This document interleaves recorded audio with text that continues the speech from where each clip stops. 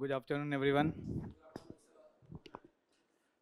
मेरा नाम इंद्रजीत कुमार है, मैं पॉलिटी गवर्नेंस आपको पढ़ाता हूँ। आज हम लोग का जो सेशन है उसका पर्पस क्या है बताइए। हिस्ट्री का डिस्कस हो चुका है, करीब 1 घंटे में डिस्कस हुआ। मैं भी 45 मिनट से 1 घंटे के बीच में मैं समय लूँगा। तो पर्पस क्या है? सिर्फ सिलेबस समझना। हाँ, प्रभावी रणनीति क्या होनी चाहिए तैयारी की ओवरऑल पूरे साल भर में। और ये प्रभावी रणनीति जो मुझे डिस्कस करना है, पॉलिटी है, गवर्नेंस है, आईआर है, उसके संदर्भ में मुझे डिस्कस करना है। अब इतना तो आपको अंदाजा होगा कि भाई 1 घंटे में तो रणनीति ही डिस्कस कर सकते हैं, कंटेंट डिस्कस नहीं कर सकते हैं। तो आपको पता है कि यूपीएससी में 3 स्टेज है, प्रीलिम्स, मेंस और पर्सनालिटी टेस्ट। जो विजन में ही पढ़ाया जाता है, हम लोग का भी प्रयास होता है और मैं ऐसे भी आपको सजेस्ट करता हूं, अगर आप खुद से तैयारी करते हैं जो गलती होता है हमेशा, उसमें दो गलती ये है कि हम लोग जो यहाँ पे जितने लोग तैयारी करते हैं वो प्रीलिम्स को अलग करते हैं और मेंस को अलग तैयारी करते हैं। प्रीलिम्स का बिल्कुल, जब प्रीलिम्स का समय आएगा तो प्रीलिम्स के लिए पढ़ रहे हैं, और जब पूरा प्रीलिम्स निकल गया उसके बाद मेंस का पढ़ना शुरू किया, मेंस की तैयारी पहले नहीं रहती है।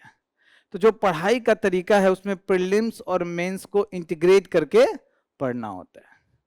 और हम लोग पर्सनालिटी टेस्ट का तो कभी तैयारी करते ही नहीं, चाहे आपको तैयारी किए हुए 2 साल हो गया हो, 3 साल हो गया हो। हमें ऐसा लगता है कि जब मेंस निकल जाएगा, रिजल्ट आएगा, 2 महीने रहेगा, उसमें बॉडी वॉडी बना के अपना पर्सनालिटी इंप्रूव कर लेंगे। आपका बाइसेप्स वो देखने के लिए नहीं बैठा है ना, वो बाहर का पर्सनालिटी कितने सुंदर हैं, कितने बॉडी बिल्डर हैं, वो देखने के लिए नहीं बैठा है।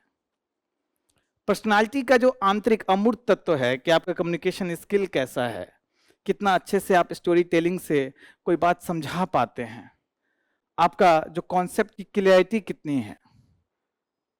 आप सिर्फ प्रीलिम्स और मेंस की तैयारी करोगे, उसी मात्र से पर्सनालिटी का जो इम्प्रूवमेंट नहीं हो पाता है। और इन जनरल हिंदी मीडियम का जो बैकग्राउंड है, हम लोग जिस बैकग्राउंड से आते हैं उसमें पर्सनालिटी नाम का कोई चीज न कॉलेज में, न स्कूल में, न घर में कहीं वो डिस्कस नहीं होता है। हम लोग को सेंसिटाइजेशन ही नहीं होता है पर्सनालिटी के बारे में।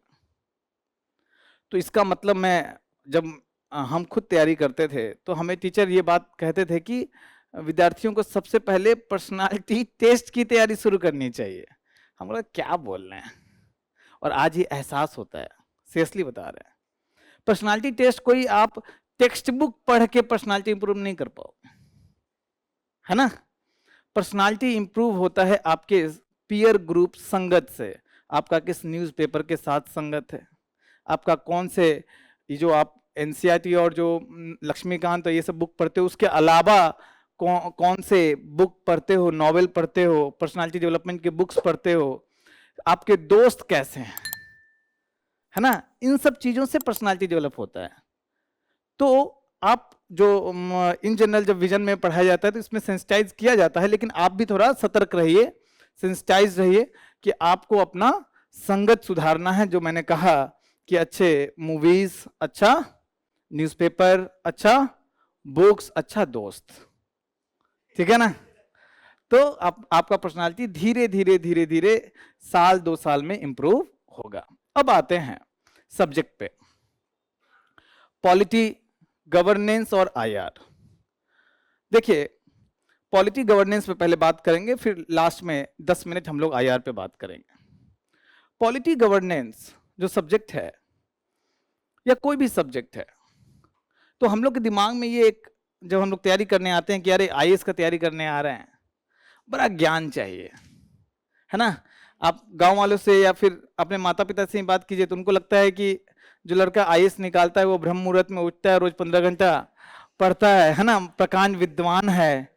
ऐसे बच्चों का तो लिटरली सिलेक्शन नहीं होता है जो 15-15 घंटे पढ़ते हैं, क्योंकि वो समझ ही नहीं पाए हैं कि यूपीएससी क्या चाहता है। मैं बहुत सारे क्लास में समझाता भी हूँ बच्चों को कि एक मूवी है 3 इडियट्स, सुना है आपने। इसमें 2 कैरेक्टर है, एक है रैंचो और एक है चतुर रामलिंगम, है ना। रैंचो का क्या है कि एक एक कॉन्सेप्ट को बड़ा डीपली एनालाइज करना, है ना, एक एक क्रिटिकल थिंकिंग रखना। और चतुर रामलिंगम का क्या है, शॉर्ट नोट्स बनाया, रट्टा मारा, हो गया। यूपीएससी एग्जाम मैं आपको बता दूं, मुख्य रूप से ऐसा नहीं कि रैंचो का स्मार्टनेस तो लाना जरूरी है, प्रीलिम्स और पर्सनालिटी टेस्ट में बड़ा इंपॉर्टेंट है, लेकिन मेंस में चतुर रामलिंगम ज्यादा इंपॉर्टेंट है। मतलब अगर यूनिफॉर्म सिविल कोड, एक आपने सुना होगा, यूसीसी नाम सुना है, भले ही नए बच्चे हो, यूसीसी का नाम सुना है आपने। यूनिफॉर्म सिविल कोड पे जब सवाल पूछेगा तो हम लोग क्या करते हैं, उसका न्यूज़पेपर से पढ़ते हैं, अच्छी बात है, क्लास में पढ़ाया गया, अच्छी बात है, करंट अफेयर मैगजीन पढ़ते हैं, अच्छी बात है। उसके अलावा हम लोग कहाँ चले जाते हैं, जो बहुत सारे डिबेट डिस्कशन यूट्यूब पे हैं उस पे जाते हैं, बहुत सारे कोचिंग का डिबेट डिस्कशन होता है, उस पर जाते हैं। EPW पढ़ने लगते हैं, उसके बारे में रिसर्च करने लगते हैं कि अमेरिका में, ब्राजील में, इस सब देश में क्या है, क्यों है, कब बना, है ना। पूरे दिन भर में 4 दिन 5 दिन UCC ही पढ़ता रहा, दोस्त से डिस्कशन किया, डिबेट किया, फाइटिंग किया कि नहीं ये होना चाहिए, वो होना चाहिए। पूछेगा 10 नंबर या 15 नंबर का सवाल, 5 जो पक्ष है 5 पॉइंट पक्ष में, 5 पॉइंट प्रतिपक्ष में, कुछ कमिटी के रिपोर्ट्स जो हैं, अनुशंसाएं हैं, या विधि आयोग की जो अनुशंसा है, संसदीय स्टैंडिंग कमिटी की जो अनुशंसा है, उसको आगे की राह निष्कर्ष में लिखेंगे, गेम खत्म। इतना के लिए हम लोग बहुत टाइम देते हैं, एक एक टॉपिक पे रिसर्च कर डालते हैं, जो रैंचो का स्टाइल है। तब आप PhD करोगे, उस सब्जेक्ट में प्रकांड विद्वान बनोगे, मेरी तरह फैकल्टी बन जाओगे, सिलेक्शन नहीं होगा, है ना। तो कैसे करना है, याद रखिए, हम लोग का जो रहता है कि हर चीज में हमें प्रकांड विद्वान बनना है, 360 डिग्री व्यू पे पढ़ते हैं। व्यू अच्छी बात है, लेकिन 360 डिग्री का मतलब है सभी टॉपिक्स पे समान फोकस करते हैं। टॉपिक्स अनंत है। स्मार्ट स्टडी ये होता है कि इसको एक तो सिलेबस और दूसरा PYQ, चाहे प्रीलिम्स का हो या मेंस का हो, उसके माध्यम से नंबर ऑफ टॉपिक्स को कम करें, नंबर ऑफ टॉपिक्स को कम करें। बहुत सारा चीज, जैसे कि ब्राजील में मान लो तख्ता पलट हो गया, मान लो, उसके कॉन्स्टिट्यूशन में क्या प्रोविजन है आपके सिलेबस में नहीं है, और यूट्यूब पे रात दिन यही वीडियो सब आता है। प्रीलिम्स में सवाल पूछेगा तो पूछेगा कि किस देश में तख्ता पलट हुआ है ना। बस वो फैक्ट इंपॉर्टेंट है, उसका एनालिसिस इंपॉर्टेंट नहीं है। तो आपको समझना है कि सिलेबस क्या है। जैसे ही आपको व्यू मिल गया कि सिलेबस इतना है और PYQ में इतने ही टॉपिक्स बार बार रिपीट हो रहे हैं, मैं आज प्रूफ करूंगा वो, तो अपने आप ये जो 360 डिग्री हर एक टॉपिक को बराबर वेटेज देते हो, 20 डिग्री से 25 डिग्री आ जाएगा। मतलब बहुत कम टॉपिक आपको अच्छे से पढ़ना है, उसके नोट्स बनाने हैं, उस पर PYQs करना है, उसी में सिलेक्शन हो जाता है। मेरी बात समझ पा रहे हैं आप? इसी को मैं हमेशा कहता हूं तांगा वाला घोड़ा का कॉन्सेप्ट। तांगा वाला घोड़ा, तांगा वाला घोड़ा का पट्टा आप देखते हैं, पट्टा लगा होता है। अगर वो पट्टा हटा दो, उसका जो व्यू है ना 180 डिग्री है घोड़े का, अगर पट्टा हटा दो, सड़क पे चला दो, पीछे बैठे हो, बगल में हरा चने का खेत दिख जाएगा, रोड से उतर जाएगा, एक्सीडेंट हो जाएगा। ये एक पट्टा आपको PYQ का, दूसरा पट्टा सिलेबस का लगाना है, अपने आप कम हो जाएगा। नहीं तो कॉन्स्टिट्यूशन में तो भैया इतने सारे आर्टिकल्स हैं, 400 आर्टिकल्स। अब हाँ, मतलब 400 से ज्यादा, मेरा कहने का मतलब है ये है। अब उतने आर्टिकल्स क्या आप याद करोगे क्या? क्या DPSP के सारे आर्टिकल्स याद करना है क्या? समझ रहे हैं बात? क्या फंडामेंटल राइट्स के आर्टिकल याद करने हैं क्या? तो वहां मालूम चलेगा जब PYQ करोगे तो हाँ उसको याद करना है। लेकिन भाग 16 के एक एक आर्टिकल को याद करने की आवश्यकता नहीं है, भाग 13 के एक एक आर्टिकल को याद करने की आवश्यकता नहीं है, भाग 12 के एक एक आर्टिकल को याद करने की आवश्यकता नहीं है। कहां से मालूम चलेगा? सिलेबस और PYQ से। ठीक है, इस पे एक मिनट। जब सिलेबस और PYQ की बात कर रहे हैं तो सिलेबस याद रखिए, मैं काफी बच्चों का टेस्ट भी लेता रहता हूं, अब तो काफी बच्चे सेंसिटाइज भी हो चुके हैं, लेकिन इन जनरल आपको जान के आश्चर्य होगा, जिस बच्चे का 4 अटेम्प्ट 5 अटेम्प्ट हो चुका है, उसमें से 90% बच्चों को सिलेबस याद नहीं। 90%।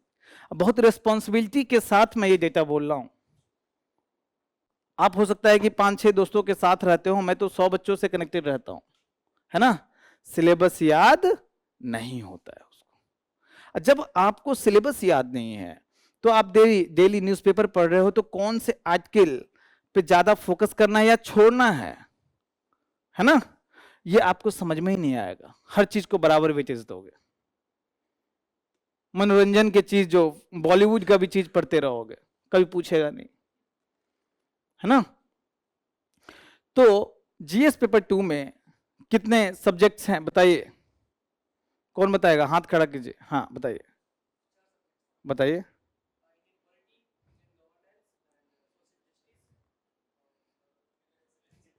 And international relationship. लेकिन एक चीज आप मिस करे, है तो 4 सब्जेक्ट, लेकिन एक सब्जेक्ट का नाम पूरा आपने नहीं बोला। हाँ, कॉन्स्टिट्यूशन एंड पॉलिटी है, मतलब संविधान और राज व्यवस्था एक सब्जेक्ट है, उसका आपका गवर्नेंस है, सोशल जस्टिस है और आईआर है ना। अब इसमें मैं आपसे पूछता हूं कि जैसे टॉपिक है आपका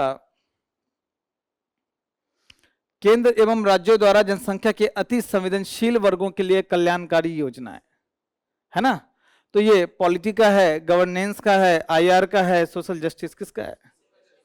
हाँ, बहुत लोग कंफ्यूज हो जाते हैं, गवर्नेंस है, सोशल जस्टिस, ये समझ में आना बड़ा इंपॉर्टेंट है। और मजेदार बात आपको बता दूं कि ऐसे सवाल आते हैं जिसमें आप झगड़ा कर लोगे कि ये सोशल जस्टिस का है, यहाँ पे है संवेदनशील वर्गों के लिए कल्याणकारी योजनाएं। गवर्नेंस का ये टॉपिक में काफी कॉमन हो जाता है, सरकारी नीति उनका कैसे विजन लिया गया, किस तरह से डिजाइन किया गया, उसमें भी आ जाएगा। ये तो वहां क्वेश्चन पेपर में ये तो नहीं लिखता है ना कि ये टॉपिक इस सब्जेक्ट से है, ये तो हमें सेग्रीगेट करना पड़ता है अपनी सुविधा से। आप जब पॉलिटी पढ़ोगे तो सिर्फ जीएस पेपर 2 में काम नहीं आएगा, वो पेपर 1 में जो पॉलिटी गवर्नेंस पेपर 1 में भी काम आएगा।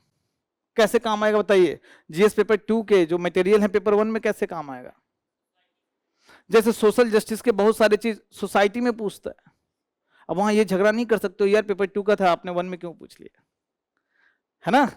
आपका जो शहरीकरण जो कॉन्सेप्ट है, गवर्नेंस भारत में जो शहरीकरण हुआ है बड़ा हैपेजर्ड वे में हुआ है, तो एक गवर्नेंस का इशू है। और वो पेपर 1 में भी आप 2 जगह यूज कर सकते हो, सोसाइटी में शहरीकरण है, साथ में आप ह्यूमन ज्योग्राफी में भी वो पूछ सकता है। पेपर 3 में आपका इकोनॉमी में पूछ सकता है, या आपदा प्रबंधन में जो शहरी बाढ़ आते हैं उससे संबंध में पूछ सकता है। इन्वायरमेंट में पूछ देगा, शहरी बाढ़ इन्वायरमेंट का पार्ट है। यही नहीं, पेपर 4 में नैतिक डायमेंशन लेके पूछ सकता है। पेपर 2 का तो बहुत सारा चीज डायरेक्ट, खासकर गवर्नेंस का डायरेक्ट एथिक्स में पूछता है। 1-2 बार तो ऐसा भी हुआ है कि एथिकल डायमेंशन नहीं लिया है, और यही चीज आपका इससे में खूब हेल्प करेगा। तो मैं आपसे सवाल पूछना चाहता हूं कि क्या ऐसा सिर्फ पॉलिटी सब्जेक्ट के साथ है कि हर जगह यूज होता है? हाँ, हर सब्जेक्ट के साथ है, याद रखना, बड़ा शानदार डिजाइन किया गया है सिलेबस। इकोनॉमी में जो चीज पढ़ोगे पेपर 1 में, 2 में, 4 में, यहां तक कि एसए में, इंटरव्यू में, हर जगह ही यूज करोगे। समझ पा रहे हैं मेरी बात? तो बड़ा इंटीग्रेटेड है सिलेबस। अब इसमें जो पॉलिटी का सिलेबस है, कॉन्स्टिट्यूशन एंड पॉलिटी, तो उसमें हमेशा देखना पहले क्या लिखा हुआ है। पहले आपका लिखा हुआ है संविधान, फिर शासन प्रणाली। तो आप बताइए, ये कॉन्स्टिट्यूशन जो संविधान कहते हैं और पॉलिटी में क्या डिफरेंस? कॉन्स्टिट्यूशन में क्या है और पॉलिटी में क्या पढ़ना पड़ता है?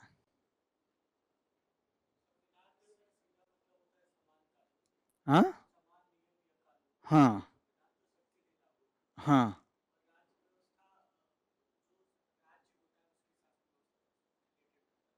और फिर गवर्नेंस में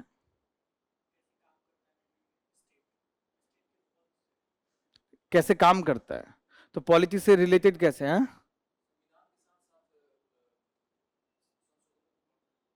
हाँ हाँ,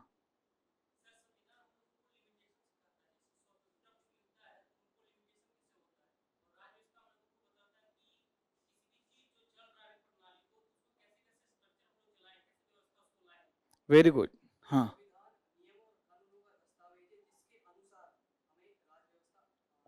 बनानी होती है। Very excellent, excellent. इतना अच्छा जवाब किसी बैच में नहीं मिला मुझे। ये जो आपका संविधान है, समझ जाइए, सिद्धांत है, और ये जो राज्य व्यवस्था है उसका व्यवहार है।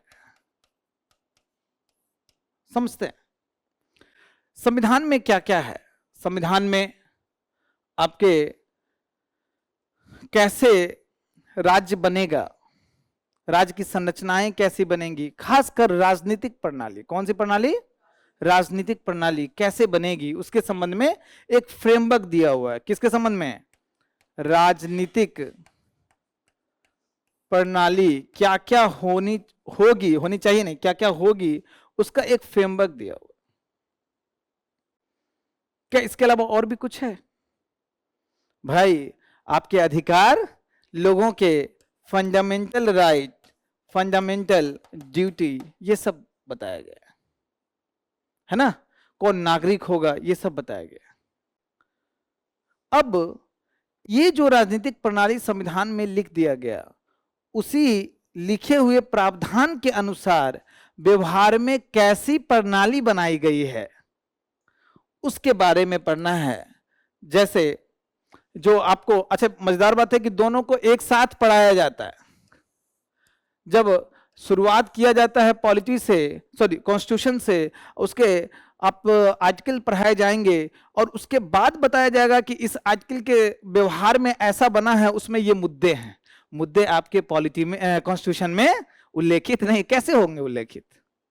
लेकिन जब व्यवहार में लाते हो, जैसे एक एग्जांपल लेते हैं, राज्यपाल के पद के लिए साफ साफ इसमें बताया गया है। किसमें? संविधान में राज्यपाल का पद बता दिया गया और बोला कि भाई राज्य का जो मंत्रिपरिषद होगा उसके सलाह से काम करेगा। उसी संविधान के अनुसार क्या बना दिया गया? राज्यपाल का पद बना दिया गया, व्यवहार में बना दिया गया। संविधान का ये आइडिया था, संविधान सभा में जो डिस्कशन होता है उससे मालूम चलता है कि क्या उनका सोच था कि भाई राज्यपाल का पद ऐसा होगा और संघवाद जो केंद्र और राज्य के बीच में पुल का काम करेगा, ब्रिज का काम करेगा। लेकिन व्यवहार में देखा गया, अरे भैया ये राज्यपाल जो है सबसे कंट्रोवर्शियल पद है, ये केंद्र या संघ के लिए पूरा काम करता है। व्यवहार में क्या कॉन्स्टिट्यूशन में लिखा हुआ है कि केंद्र के लिए काम करेगा? नहीं। ये व्यवहार में क्या देखा गया, किसके लिए काम करता है? केंद्र के लिए। और वो कहां से दुरुपयोग करता है? आर्टिकल 356 का अब तक का सबसे ज्यादा दुरुपयोग हुआ है। जो लोग नहीं जानते हैं आर्टिकल के लिए टेंशन नहीं लेना, मैं समझाना चाह रहा हूं। और क्या करता है राज्यपाल? राष्ट्रपति, वहां की सरकार को गिरवा के राष्ट्रपति के द्वारा वहां पे राष्ट्रपति शासन लगा देता है। संविधान में तो लिखा हुआ है कि भाई आपातकालीन प्रावधान है, वो विशेष स्थिति में राज्य में राष्ट्रपति शासन लगेगा। आर्टिकल 356, इसमें यह सब नहीं लिखा हुआ है कि विशेष स्थिति क्या होगा, है ना। तो ये नियम हो गया, सिद्धांत हो गया। अब जब प्रैक्टिकल देखा गया, डॉक्टर अंबेडकर ने साफ साफ कहा था कि भाई डेड लेटर होगा, मृत पत्र होगा, इसका ज्यादा मिसयूज नहीं होगा। बस इकलौता ऐसा चीज है जहां डॉक्टर अंबेडकर गलत साबित हो, कभी कभी विद्वान भी गलत साबित हो जाते हैं। इसका 100 से ज्यादा बार दुरुपयोग हुआ है, ये व्यवहार में देखा गया। तो आप कॉन्स्टिट्यूशन में पढ़ोगे उसके क्या आर्टिकल हैं, क्या उसमें प्रावधान है, व्यवहार में देखोगे जब उसको पद को बनाया गया तो उसके क्या उससे संबंधित मुद्दे हैं। और जैसे ही मुद्दा आएगा तो वो कोई भी चीज में अगर क्लियरिटी नहीं है तो कौन आता है फिर सीन में? सुप्रीम कोर्ट आता है। सुप्रीम कोर्ट आएगा और इसके संबंध में विभिन्न निर्णय देगा। तो जो फेमस केस लॉ है, केस लॉ मतलब सुप्रीम कोर्ट के द्वारा दिया गया जो फेमस लैंडमार्क जजमेंट्स हैं, वो आपको पॉलिटी में पढ़ने होते हैं। जैसे इसके संबंध में जजमेंट है एसआर बोमई केस, बहुत फेमस है। तो ये एसआर बोमई केस आप कॉन्स्टिट्यूशन में नहीं पढ़ोगे, कहां पढ़ोगे? पॉलिटी में। समझ में आया? और लगभग हर चीज में सुप्रीम कोर्ट के फेमस जजमेंट होते हैं, तो वो सब जजमेंट जो चर्चा में हैं, जो पीवाईक्यू में देखा जाता है कि इस टॉपिक पे बार बार सवाल पूछ रहा है, article 19, article 21, article 14, article 15, article 16, है ना, वो आर्टिकल 356, तो वो सब आपको जजमेंट क्लास में पढ़ाया जाएगा, या आपको ऐसे जब खुद से आप तैयारी करने हैं तो आपको पढ़ना पड़ेगा। ठीक है। इसी प्रकार से राज्यपाल का पद हुआ, सीएजी है या सुप्रीम कोर्ट है। अब सुप्रीम कोर्ट को काफी स्वायत्तता दी गई क्योंकि न्यायपालिका की स्वतंत्रता सुनिश्चित करनी है। साफ साफ कहां लिखा हुआ है, बोलिए, डीपीएसपी में कार्यपालिका से न्यायपालिका की स्वतंत्रता सुनिश्चित करनी है, ये लिया हुआ है, नियम लिखा हुआ है। अब कैसे सुनिश्चित होगी, इस संबंध में कुछ प्रावधान भी दिए गए हैं, लेकिन 100% वो प्रावधान नहीं है, एक दो लूप होल है। लूप होल है कि जब जज रिटायर होगा तो क्या किसी लाभ के पद पे जा सकता है कि नहीं, इस संबंध में संविधान चुप है, तो इसका मिसयूज हो जाता है। जब सुप्रीम कोर्ट का जज रिटायर होने वाला होता है तो देखता है कि यार रिटायरमेंट के बाद मजा नहीं है जीवन में, कोई ना कोई पद मिलना चाहिए, तो देखा गया है कार्यपालिका के पक्ष में कुछ बोल दिया या कुछ निर्णय ले लिया और रिटायर हुआ, उसके बाद कहीं का राज्यपाल बना दिया गया, राज्यसभा में मनोनीत कर दिया गया। सुने हैं ऐसा? तो क्या है कि न्यायपालिका की स्वतंत्रता उससे बाधित हो रही है। ये पॉलिटी में पढ़ना है। समझ में आया? अब बताइए गवर्नेंस में क्या पढ़ना है? शासन और दुर्शासन, सुशासन। अच्छा, इसका मतलब क्या हुआ? गवर्नेंस में क्या पढ़ना है?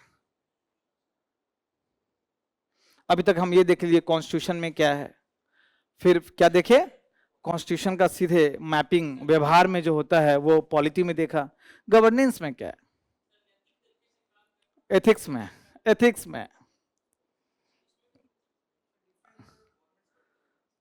Different level of government, polity में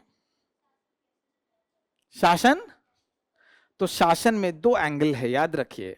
जब कार्यपालिका की बात करते हैं शासन कैसे चलाया जाए, और लोकतांत्रिक समाज है, देश है, तो हम लोग चाहते हैं कि भाई शासन क्या, सुशासन हो। तो जो गवर्नेंस चलाया जाता है उसमें एक तो राजनीतिक कार्यपालिका होती है या राजनीतिक प्रणाली होती है। क्या होती है? और एक होती है अस्थाई कार्यपालिका। ये जो राजनीतिक प्रणाली है ये आप पॉलिटी में पढ़ लेते हो, मुख्यमंत्री है, प्रधानमंत्री है, मंत्रिपरिषद है, सलाह दे रही है, राष्ट्रपति है, ऐसे बिल पास होगा, ये होगा, वो इशू है, ये सब पॉलिटी में पढ़ते हो। लेकिन ये सब होने के बाद जब ब्यूरोक्रेसी के स्तर पे आता है तो वास्तविक रूप से जमीन पे लोगों के बीच क्या होता है, उनको भ्रष्टाचार का सामना करना पड़ता है, लोगों को ये लोगों सही से लाभार्थी का चयन नहीं हो पाता है, सिविल सेवक में उनको भी बहुत सारा प्रॉब्लम, ट्रांसफर और ये सब चीज झेलना पड़ता है ना। ये सब चीज आ जाता है अस्थाई कार्यपालिका कैसे ये शासन व्यवस्था को सुशासन बनाए और उसके संबंध में क्या मुद्दे हैं।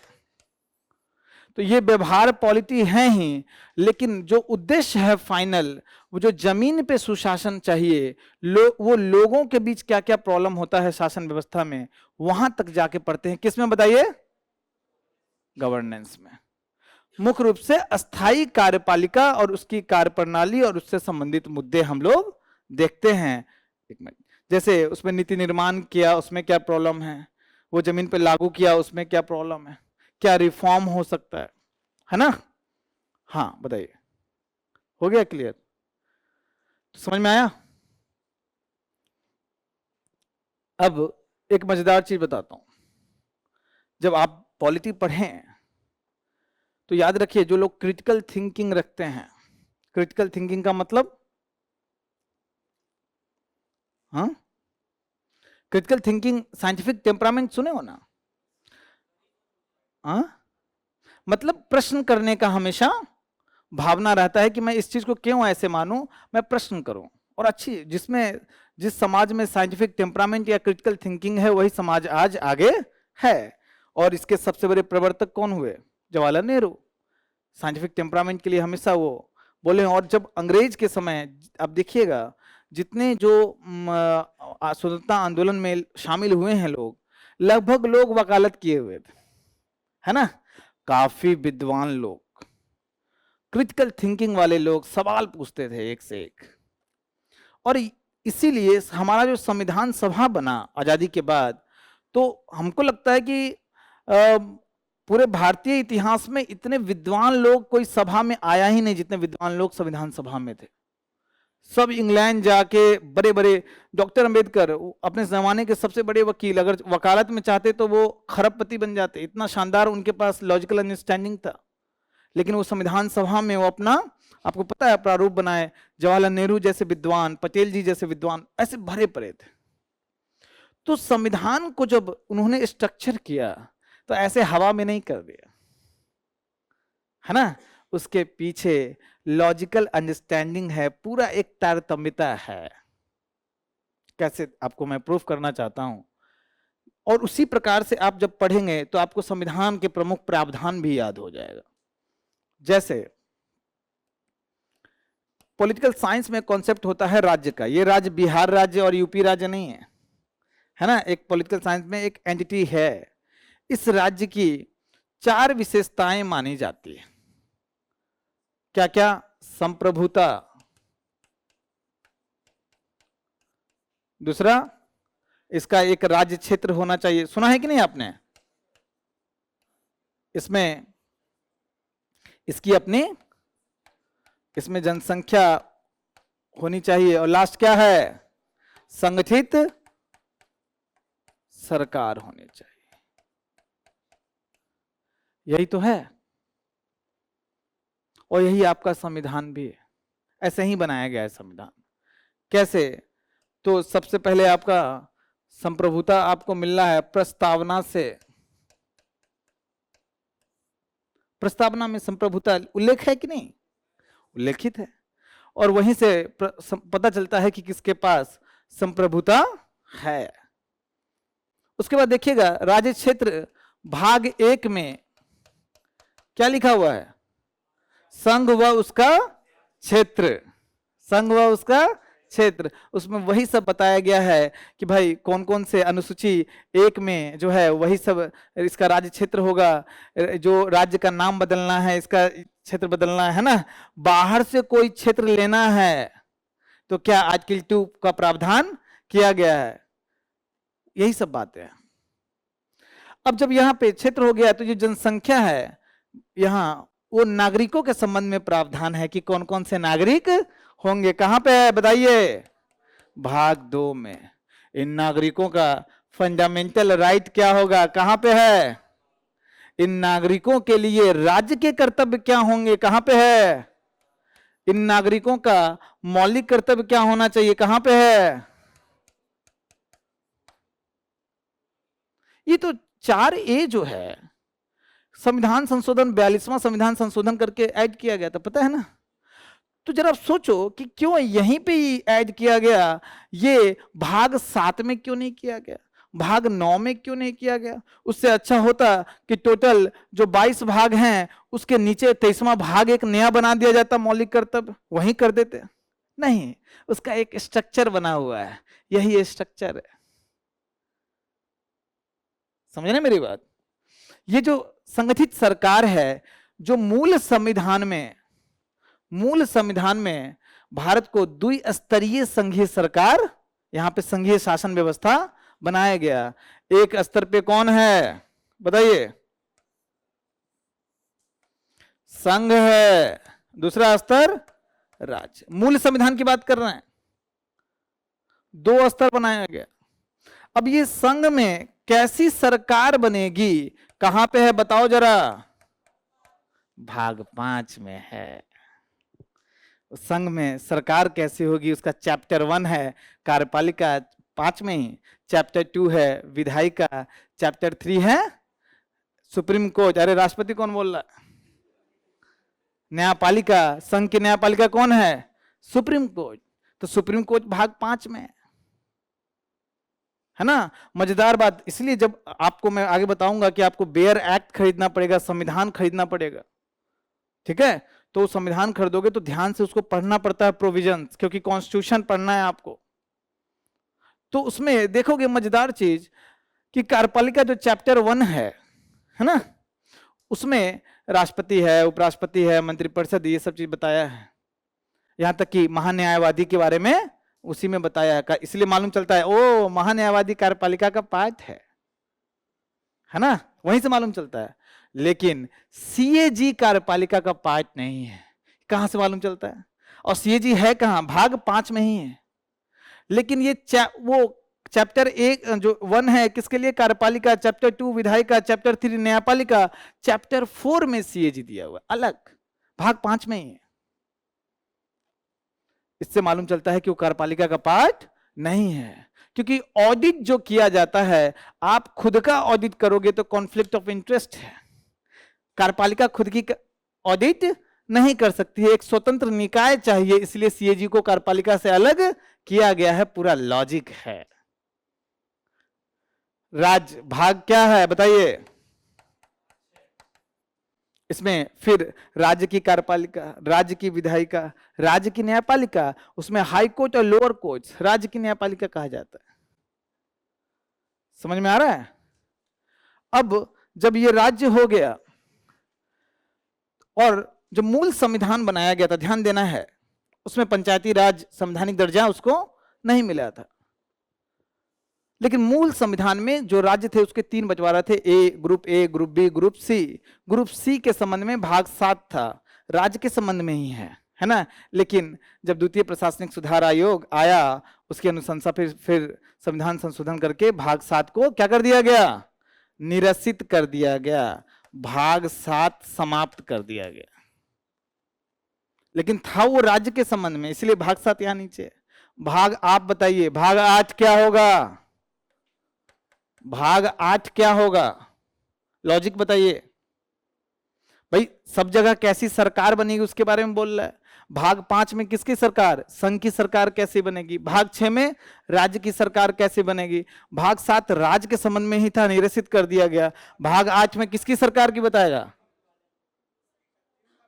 अरे नहीं, अरे नहीं, यूटी, अरे संघ शासित क्षेत्र में सरकार नहीं बनेगा क्या? पुदुचेरी में सरकार नहीं बनेगा, दिल्ली में नहीं बनेगा। इसीलिए भाग 8 में किसकी सरकार है? यूटी। लॉजिक है।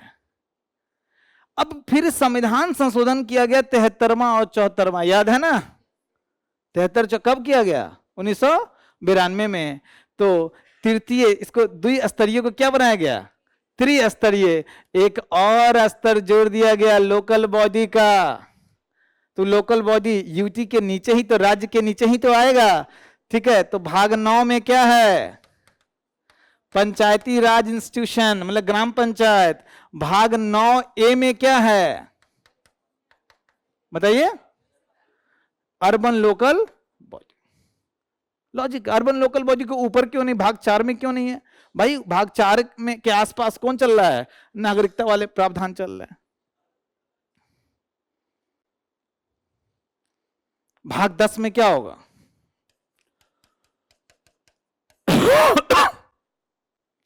अभी तक हम देख रहे हैं संगठित सरकार में ही इतने सारे प्रावधान हैं। लेकिन देखा गया कि जो ट्राइबल्स हैं थोड़ा पीछे हैं, वहां पे जो शासन व्यवस्था है इस प्रकार से नहीं चलाया जा सकता है, उनको कुछ स्वायत्तता देनी चाहिए, है ना। तो भाग 10 में ये भी सरकार के बारे में है। कहाँ की सरकार? जनजातीय व जो अनुसूचित क्षेत्र, शेड्यूल एरियाज के क्षेत्र में, मुख्य रूप से जनजातीय क्षेत्र में कैसी सरकार रहेगी, शासन व्यवस्था कैसी रहेगी। लॉजिक समझे? भाग 11 में क्या होगा? अब सरकार डिस्कस हो चुका है, ये चारों विशेषता डिस्कस हो चुका है। लेकिन जब संघ राज्य बनाए हो, इस दोनों के बीच संबंध कैसा होगा? तो भाग 11 में। भाग 12-13 में वित्तीय, यहाँ पे आपको कार्यकारी और विधायी संबंध के बारे में है। भाग 12-13 में वित्तीय संबंध, ट्रेड और इस सब के बारे में है ना। भाग 14 में क्या है? भाग 14 में कोई बताइए?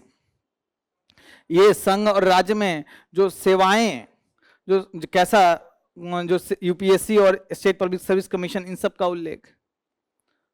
भाग 15 में क्या है, इन दोनों जगह पे निर्वाचन कैसे होगा, इसके संबंध में निर्वाचन उसी के भाग में ऐड किया गया है ना। तो आप देख रहे हैं एक लॉजिक है, ऐसे हवा में नहीं है, कोई भाग कहीं उठा के डाल दे ऐसा नहीं है। ठीक है, अगर सरकार को कुछ ऐसा प्रावधान कुछ ऐड करना पड़े फ्यूचर में, एक नया और स्तर बनाना पड़े जो इससे भी नीचे हो, या यूटी के संबंध में करना हो, तो भाई भाग 8 में करेगा संशोधन या 8A जोड़ेगा, कुछ समझ रहे ना बात। तो पूरा लॉजिक तरीके से प्रारूप, इसलिए बोला गया है कि जो प्रारूप समिति के अध्यक्ष डॉक्टर अंबेडकर थे, उनका सबसे प्रमुख योगदान माना जाता है। इतना लॉजिकल तरीके से स्ट्रक्चर बनाना आसान, आज तो हम आसानी से पढ़ा रहे हैं क्योंकि बना के चले गए लेकिन इतना आसान नहीं है।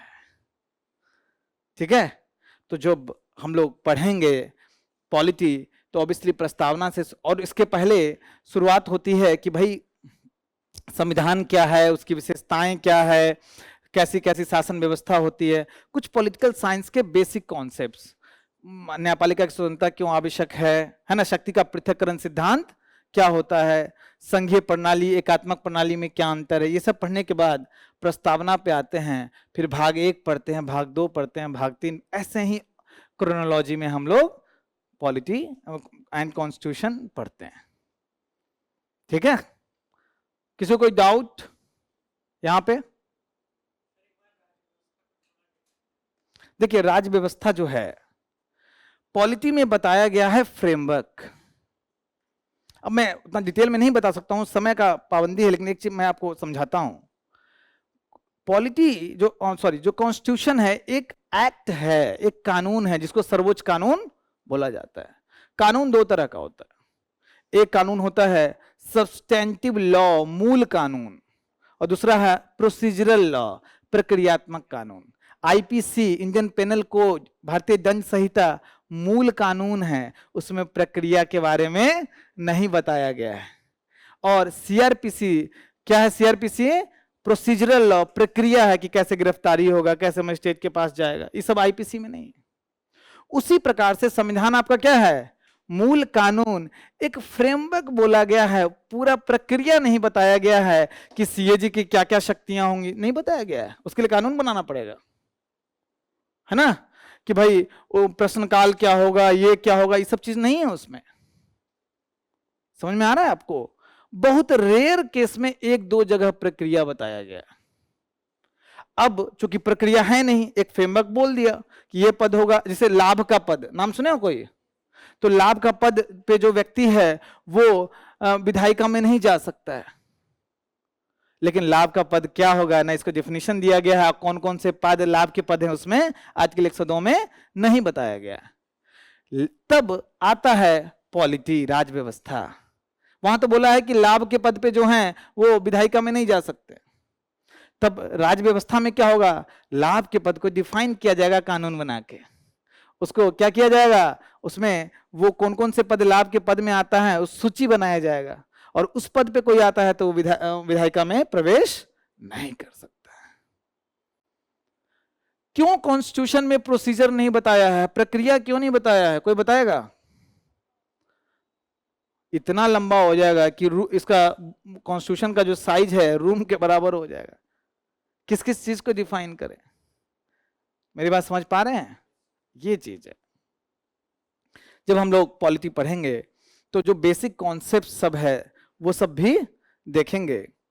अब देखिए जब हम लोग पीवाईक्यू पे आते हैं, अभी तक सिलेबस की बात चल रही थी, सब्जेक्ट की बात चल रही थी, अब थोड़ा पीवाईक्यू पे आते हैं। हम लोग सॉल्व नहीं करेंगे, मैं कुछ प्रूफ करना चाहता हूं, दिखाना चाहता हूं कि पीवाईक्यू कैसे सरल कर देता है आपके पढ़ाई को, आपको तांगा वाला घोड़ा बना देता है ना, वेरी इंपॉर्टेंट। आवारा घोड़ा नहीं बनना है, इधर उधर दौड़ते रहोगे, हर चीज पढ़ते रहोगे, ठीक है। अब देखो सवाल पूछा 2020 में संवैधानिक सरकार का क्या अर्थ? अरे हाँ भाई पता है, तुम्हें पता है भाई, यहां देखो ठीक है। फिर 2021 में, ये इसके कारण नहीं दिख रहा है क्या? 2021 में पूछा फिर संवैधानिक सरकार का आशय क्या है? Same answer. जो आदमी 2020 का पीवाईक्यू करके जाएगा 21 में सीधे, उसको 2 नंबर अगर गलत होता तो 0.6 और फायदा, कम से कम 2.5 नंबर का फायदा है। यहाँ 1 नंबर पे तलवार चल जाता है। गला काट कंपटीशन उसी को तो कहते हैं। सीधे रिपीट हो रहा है, फिर भी बहुत सारे लोग सेंसिटाइज नहीं होते हैं। इस 2 साल का एनालिसिस नहीं किया, सीधे 2023 में 1 साल यूपीएससी सोचा कि चलो यार आराम देते हैं, फिर से 23 में पूछ दिया। क्या पूछा? संविधान का मुख्य प्रयोजन क्या है? सेम संविधानवाद, कॉन्स्टिट्यूशनलिज्म आप पढ़ोगे, विधि का शासन पहले पढ़ाया जाता है, उसके बाद संविधानवाद कॉन्सेप्ट पढ़ाया जाता है, उसी पे है ये सवाल। 4 साल में 3 बार पूछ रहा है, आईएएस के एग्जाम में पूछ रहा है, क्या चाहिए? और सिर्फ इसी के साथ नहीं है, ऐसे बहुत सारे सवाल है ना। जरा देखो 2020 में पूछा संसदीय व्यवस्था वाली सरकार, मतलब संसदीय प्रणाली के बारे में पूछा। तो 2020 में बच्चा सतर्क हो जाएगा, संसदीय प्रणाली को अच्छे से पढ़ेगा। और हम लोग संसदीय प्रणाली किस देश से लिए हैं? ब्रिटेन से लिए हैं। 2021 में ब्रिटेन से तुलना कर दिया। यही तो होता है पीवाईक्यू एनालिसिस। यहां तो लगभग शब्द भी समान है, लेकिन इसका मतलब ये नहीं है कि ऐसा ही रिपीट करेगा। आपको वो कॉन्सेप्ट पे सवाल रिपीट किया कि नहीं किया कि नहीं, बताइए। रिपीट किया। और ऑब्वियसली मैं यहाँ पीवाईक्यू एनालिसिस कराने नहीं आया हूं। अभी जस्ट मैंने 10 साल का 3 पार्ट में वीडियो है, मैंने पीवाईक्यू पॉलिटी के एनालिसिस करवाए हैं। मैं आपको बता रहा हूं कि कम से कम अगर आप पीवाईक्यू अच्छे से कर रहे हैं तो पॉलिटी में 3 से 4 सवाल डायरेक्ट फंसता है, वो 10 साल के पीवाईक्यू में। अगर 25 साल में चले जाओगे तब तो 5-6 हो जाएगा। और सारे पेपर में पीवाईक्यू अगर आपने अच्छे से एनालाइज किया है तो सारे सब्जेक्ट से कम 25 से 30 क्वेश्चन डायरेक्ट फंसेगा। थोड़ा अजीब सा बात है, इतना ऐसे होता है क्या? 2015 में जब हम तैयारी कर रहे थे तो हमको किसी ने ये ट्रिक बताया, और उसमें पीवाईक्यू कोई नहीं करता था, उतना सेंसिटाइजेशन नहीं था, क्योंकि सीसेट के मार्क्स 2014 तक जुड़ते थे और सब लोग सीसेट ही साल भर पढ़ते रहते थे। 15 में पहली बार हुआ सीसेट हटा है, हटा मतलब क्वालिफाइंग बना है ना। तो पीवाईक्यू हम 15 में जम के किए, हमको 30-40 सवाल पीवाईक्यू से फंस गया। कट ऑफ गया 108 नंबर, मेरे 145 नंबर जीएस में। मैं यहां अपना मार्क्स सुनाने के लिए आपको नहीं आया हूं, मैं बताना आया हूं कि पीवाईक्यू में कितनी शक्ति है, और वो शक्ति आज भी है। 2013 और 14 से, क्योंकि मेरा 13 पहला अटेम्प्ट था, उस 2 साल के पेपर से 15 में 5 सवाल था। सोचो 2014 का 2 सवाल डायरेक्ट पूछ दिया, या शब्द तो चेंज कर देते हैं। ऐसा होता है, और हम लोग पीवाईक्यू अच्छे से नहीं करते हैं, ये मेजर प्रॉब्लम है। उन बच्चों का फिर कभी पीटी नहीं निकलता है। ये क्वेश्चन मैंने इसलिए यहां पे डाला है कि जैसे प्रियम्बल आपको पढ़ाया जाएगा, या आप खुद से भी पढ़ते हैं एक पेज में, तो कॉन्स्टिट्यूशन में प्रियम्बल है, अरे क्या है, रट्टा मार लिया, लेकिन उसमें भी सवाल घुमा के पूछता है। तो बेसिक कॉन्सेप्चुअल क्लैरिटी करना बहुत आवश्यक है। बहुत सारे लोग ये सवाल गलत करके आए थे। ये सवाल गलत, इससे आसान सवाल कुछ नहीं है। आपको मैंने अभी पढ़ा दिया, बताओ आंसर बताओ। ये सवाल मैंने अभी पढ़ाया है,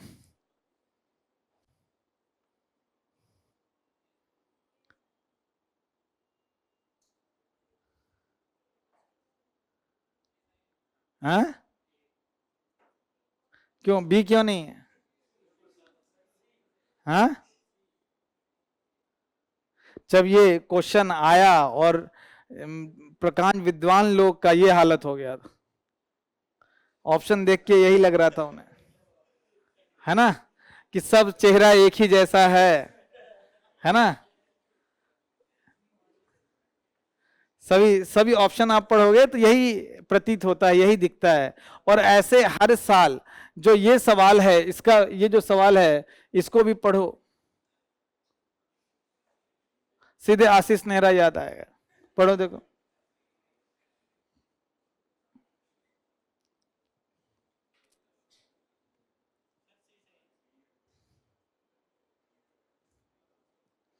सी तो बिल्कुल गलत। और आप पढ़ेंगे, ठीक है, यहां मैं आपके नॉलेज का टेस्ट करने नहीं आया हूं, मैं समझा रहा हूं कि ये फील बिल्कुल यही आता है, आया कि नहीं, है ना। तो अच्छे, जबकि बहुत बेसिक क्वेश्चन है, और उसी साल जो बच्चे सिलेक्ट हुए हैं वो भी प्रीलिम्स में ये सवाल गलत करके आए थे। हाँ तब ठीक है लेकिन ऐसे बहुत सारे बच्चे होंगे जिसका एक सवाल के कारण, देखो समझो बात को, पिरामिडिकल होता है, जो बच्चे सिलेक्ट किए हैं वो कहीं और माइलेज लिए होंगे, है ना।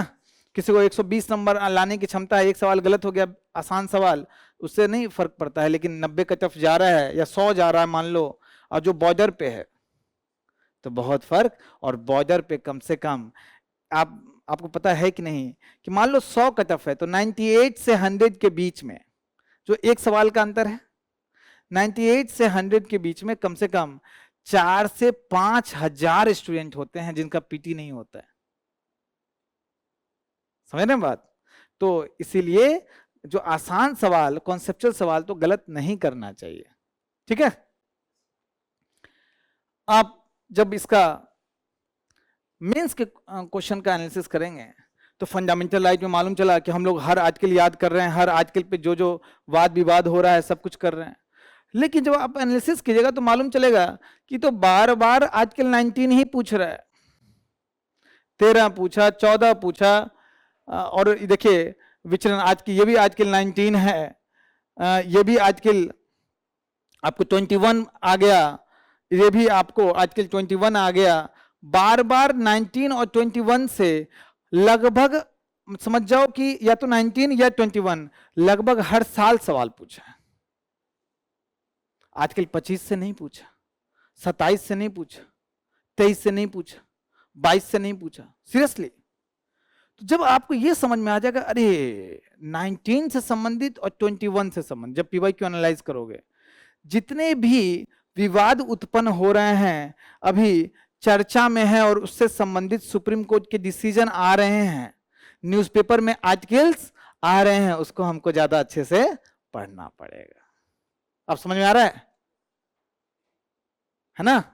तो ये चीज समझना बड़ा इंपॉर्टेंट है, ये पीवाई क्यू एनालिसिस से आएगा। जब वैसे ही आप जब इस पे आओगे स्थानीय सरकार पे, इसमें भी जो पिछले मतलब 10-12 साल में कम से कम 7-8 बार सवाल पूछा है, उसमें कुछ ही मुद्दे हैं, जैसे महिलाओं का मुद्दा, जो सरपंच पति का कॉन्सेप्ट है उस पे सवाल, उनको डिवोल्यूशन जो वित्तीय अधिकार है, कार्यकारी अधिकार है, अच्छे से नहीं दिया गया है, उनके पास वित्त की शक्ति नहीं है, इस सब पे बार बार सवाल पूछता है, घुमा के पूछता है ना।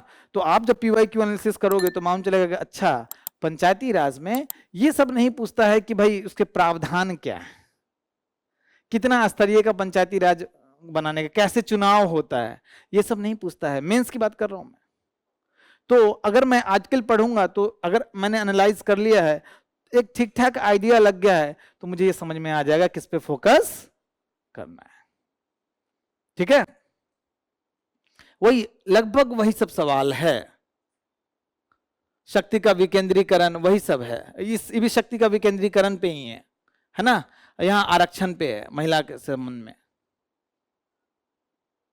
ठीक है। पॉलिटी में जो बुक्स होंगे, पॉलिटी और माफ कीजिएगा कॉन्स्टिट्यूशन में, तो एनसीईआरटी मैं बता दूं, बहुत सारे लोग सीधे बोल देते हैं कि पढ़ने की आवश्यकता नहीं है ना। तो आप सुनिए और इधर से निकाल दीजिए,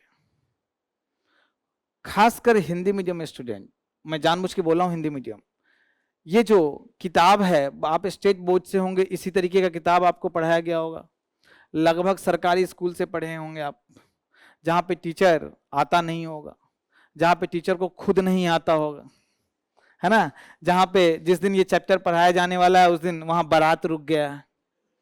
मेरे गांव में तो 1 महीना बाढ़ आ गया है ना, तो स्कूल बंद है, तो पूरा चैप्टर भी नहीं पढ़ाया जाता है, ठीक है। तो इन जनरल जहाँ पे इंस्टीट्यूशन अच्छे नहीं है, चाहे स्कूल का इंस्टीट्यूशन, और कॉलेज में तो हमको पता है क्या पढ़ाई होता है, मगध यूनिवर्सिटी, मिथिला यूनिवर्सिटी और आपके मध्य प्रदेश का और इधर लखनऊ यूनिवर्सिटी, सब में क्या पढ़ाई होता है हमको पता है। तो ये जो बेसिक कॉन्सेप्ट्स होते हैं स्टोरी फॉर्म में बड़ा अच्छे से आपको एनसीईआरटी समझाएगा। इसमें सबसे, अब मैं क्लास 6 से बोल रहा हूं, 5-6 बार पढ़ना पड़ता है एनसीईआरटी।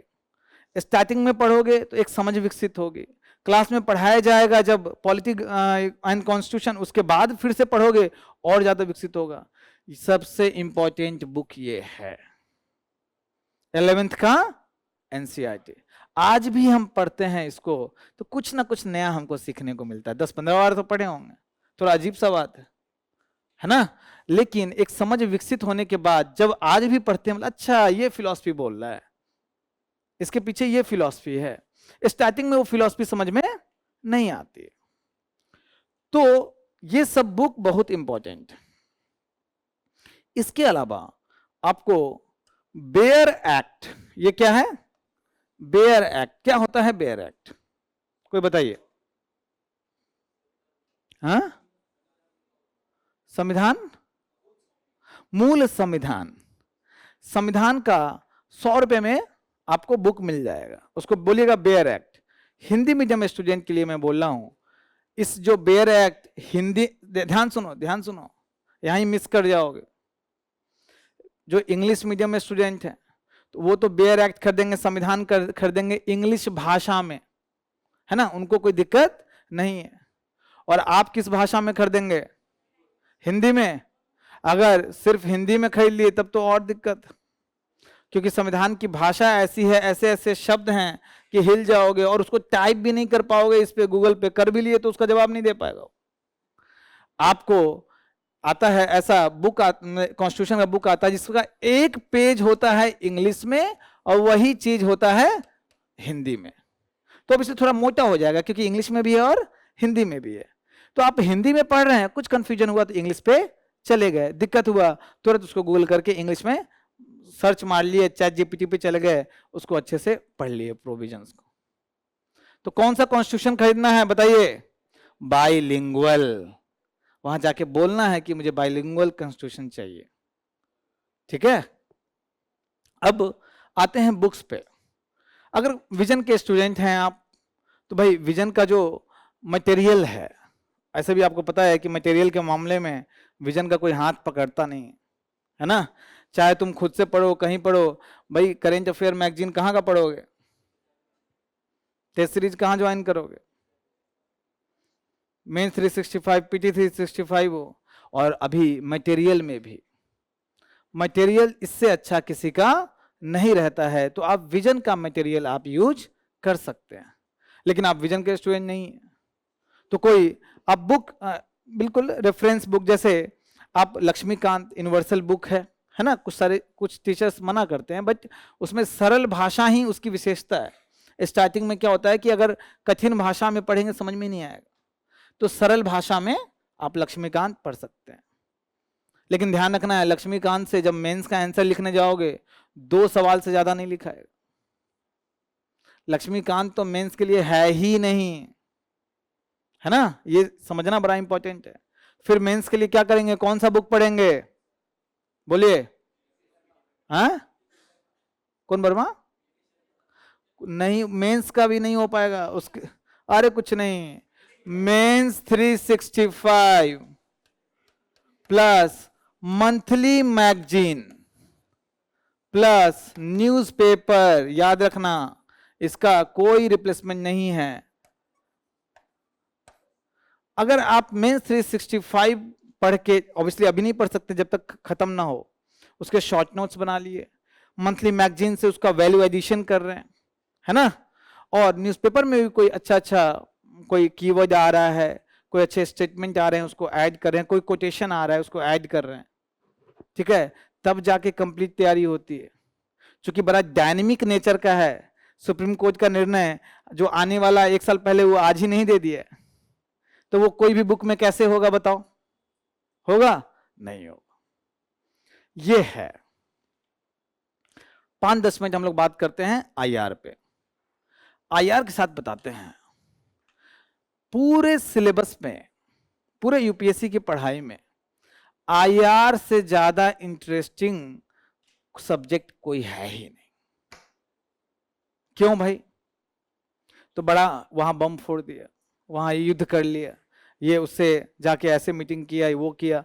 बड़ा इंटरेस्टिंग लगता है कहानी सुनने में। जब तक अपने देश पे ना बम गिर रहा हो तब तक अच्छा लगता है ना।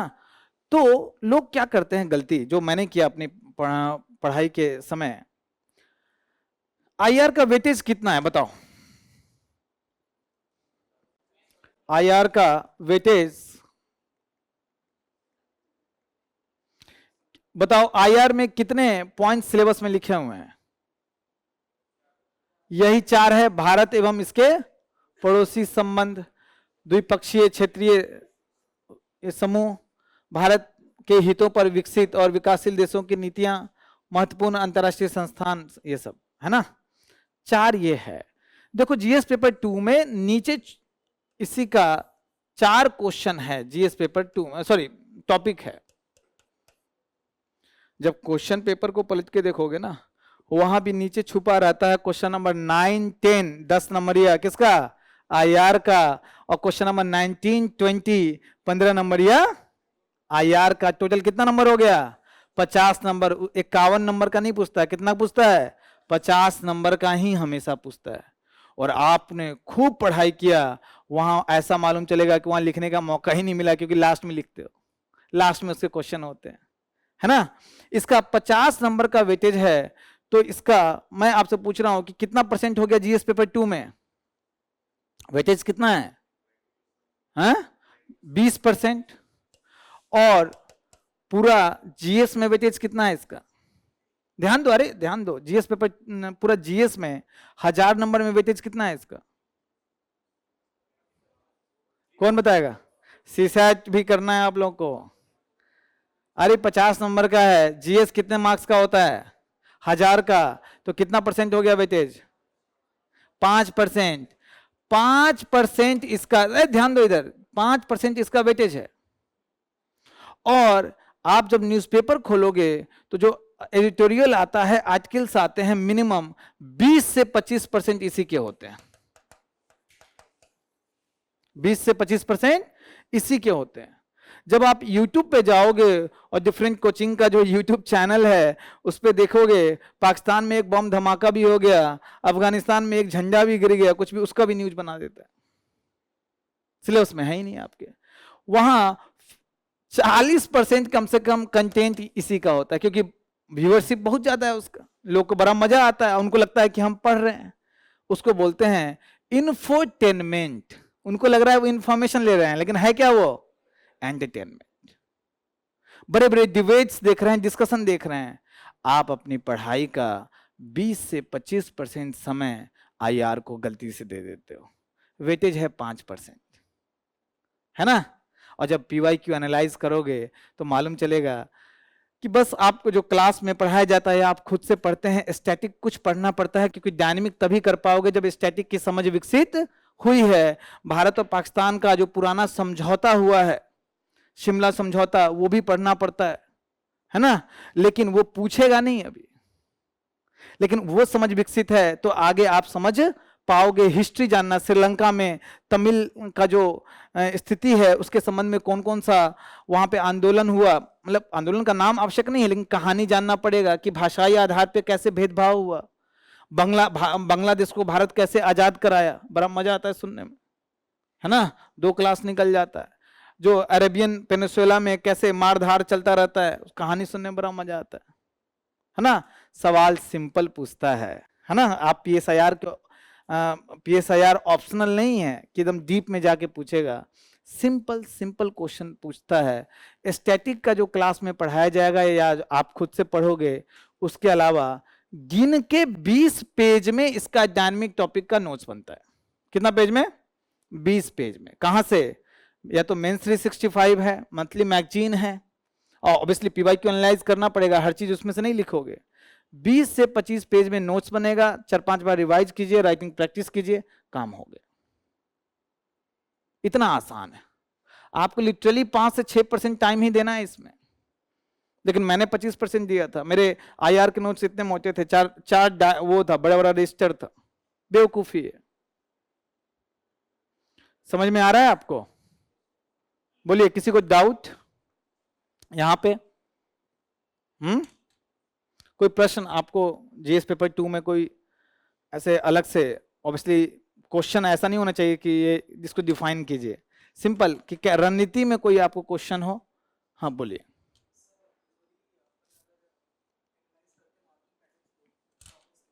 हम्म हम्म हम्म जब हम खुद स्टूडेंट थे तो हमको लगता था कि हिंदी मीडियम का मार्किंग इंग्लिश मीडियम से 25 नंबर कम होता है ना? ये एक मिथ है। मैं आपको कभी टाइम मिलेगा और मेरा वो PYQ नहीं, माफ कीजिए, आंसर राइटिंग सेशन मैंने लिया है यूट्यूब पे, उसको देखिएगा। मैंने प्रूफ किया है कि हिंदी मीडियम के टॉपर्स को क्यों 400 के आसपास नंबर रह जाता है, इंग्लिश मीडियम के टॉपर्स को क्यों 480, 490, 500 के आसपास भी मार्क्स आता है। उसमें हिंदी और इंग्लिश का भेद नहीं, भेद है कंटेंट की क्वालिटी का। अब जो हिंदी मीडियम में टॉपर्स कॉपी, जैसे कि आप हिंदी मीडियम की तैयारी कर रहे हैं तो आप टॉपर्स कॉपी किसका देखोगे? हिंदी मीडियम का। जिसको खुद 400 आया है उसी को फॉलो करोगे तो 400 ऊपर जा पाओगे? नहीं। आपको इंग्लिश मीडियम के 50 टॉपर्स कॉपी करने होते हैं, उससे नोट्स बनाने होते हैं, उसको प्रैक्टिस करके अपने आंसर को कंपेयर करना होता है। और ऐसा जिसने की, जैसे कृतिका मिश्रा को मैं मेंटरशिप करता था, उसने किया PYQ, टॉपर्स को भी बहुत अच्छे से नहीं किया, उसने PYQ किया। हिंदी मीडियम के जो सिलेक्टेड कैंडिडेट PYQ भी अच्छे से नहीं करते हैं, उसके 20-25 नंबर ऐसे ही बढ़ गए, 420 नंबर है। अगर टॉपर्स कॉपी भी की होती उस समय तो उसके भी 450-460 नंबर होते। तो हिंदी मीडियम जो सिलेक्टेड कैंडिडेट है या जो तैयारी में लोग रहते हैं वो PYQ अच्छे से नहीं करते हैं, मैं सच्चाई बता रहा हूं आपको। दूसरा, टॉपर्स कॉपी में मिस्टेक खा जाते हैं कि हिंदी मीडियम का टॉपर कॉपी कुछ करते हैं, उनको करना चाहिए आदित्य श्रीवास्तव का, रैंक 1 का, रैंक 2 का, प्रधान का, श्रुति शर्मा का, इन सब की टॉपर कॉपी से एनालाइज करना चाहिए। ठीक है। कंटेंट इनरिचमेंट, देखिए एक और चीज बता रहा हूं, newspaper is very important. Prelims, mains और पर्सनालिटी टेस्ट में सबसे इंपॉर्टेंट है, वहां से कंटेंट इनरिच कीजिए। और मजेदार चीज बता रहा हूं, अभी तो लगभग टॉपर अपना कंटेंट इनरिचमेंट पुराने साल के टॉपर के कॉपी से करते हैं, है ना? जब आप अच्छे से एनालाइज करोगे तो मालूम चलेगा कि टॉप 10 में 4-5 स्टूडेंट का वो कंटेंट है, वो एग्जाम्पल है जो श्रुति शर्मा ने लिखा था, है ना? तो टॉपर्स कॉपी एनालिसिस अभी सबसे इंपॉर्टेंट हो गया है मेंस पॉइंट ऑफ व्यू से। ठीक है, बड़ा अच्छा सवाल था, काफी लोगों को जानने का मौका मिला। और भी कोई आपका डाउट? लेकिन हाँ, टॉपर्स कॉपी आप तभी कर पाओगे जब आपकी एक क्षमता विकसित हो चुकी है। अभी से करना शुरू करोगे जब प्रस्तावना भी पता नहीं है तो फिर दिक्कत हो जाएगा। ठीक है, चलिए अब नेक्स्ट टीचर आएंगे और शायद अब सोना मैम का है, इकोनॉमिक्स की रणनीति बताएंगे। चलिए, best of luck, thank you.